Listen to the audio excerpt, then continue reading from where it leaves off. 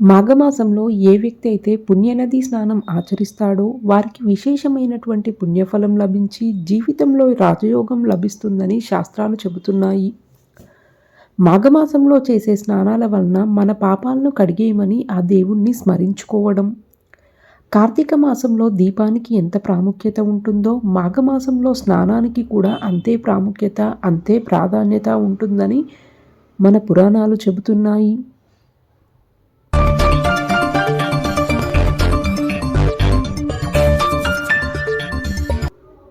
ఈ మాఘమాసంలో నదులలో కానీ చెరువులలో కానీ స్నానం చేయటం మంచిది.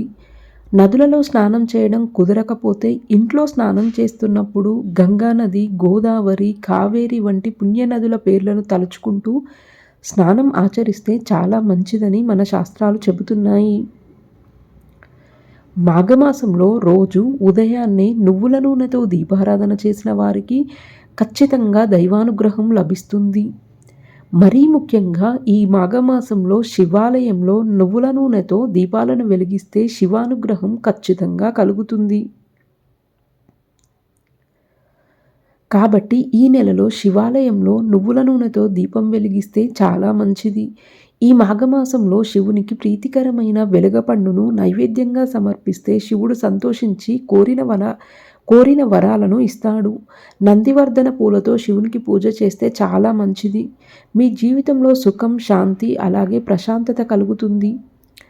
ఆడవారు తులసి మొక్క దగ్గర దీపం వెలిగించి అగరవత్తులు వెలిగించి పసుపు, కుంకుమ, అక్షింతలు, పువ్వులు వేసి తులసీమాతకు నమస్కారం చేస్తే 5వతనం కలుగుతుంది. నిండు నూరేళ్లు ముత్తైదువుగా ఉంటారు. ఎవరైతే స్వయంగా పెంచిన చెట్ల పూలతో భక్తి శ్రద్ధలతో ఈ మాసమంతా దేవుడిని పూజిస్తారో వారికి సకల సంపదలు చేకూరుతాయని పండితులు అంటున్నారు. ఈ మాఘమాసంలో సాక్షాత్తు లక్ష్మీదేవి భూమిపైకి వస్తుందని భావిస్తారు. కాబట్టి లక్ష్మీదేవి స్వరూపమైన తులసి చెట్టును పూజించడం ద్వారా సకల సంపదలు పొందవచ్చు.